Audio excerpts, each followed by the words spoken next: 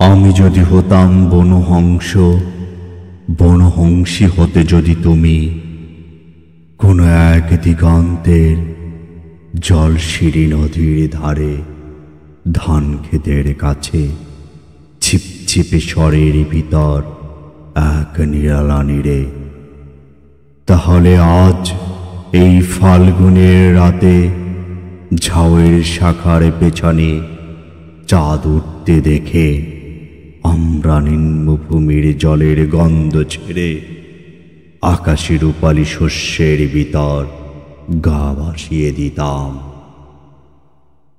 তোমার পাখনায় আমার পালক, আমার পাখনায় তোমার রক্তের স্পন্দন।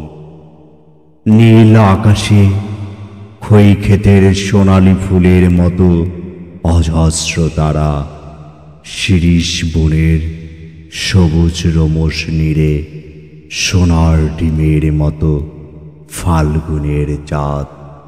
হয়তো গুলির শব্দ, আমাদের তীর্যক গতির স্রোত, আমাদের পাখায় পিষ্টনের উল্লাস, আমাদের কণ্ঠে উত্তর হাওয়ার গান।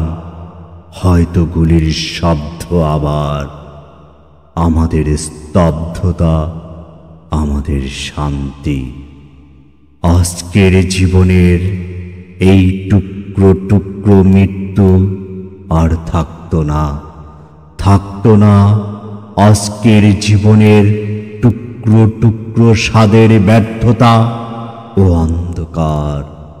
আমি যদি বনহংস হতাম, বনহংসী হতে যদি তুমি কোনো এক দিগন্তের জলশিরি নদীর ধারে ধান ক্ষেতের কাছে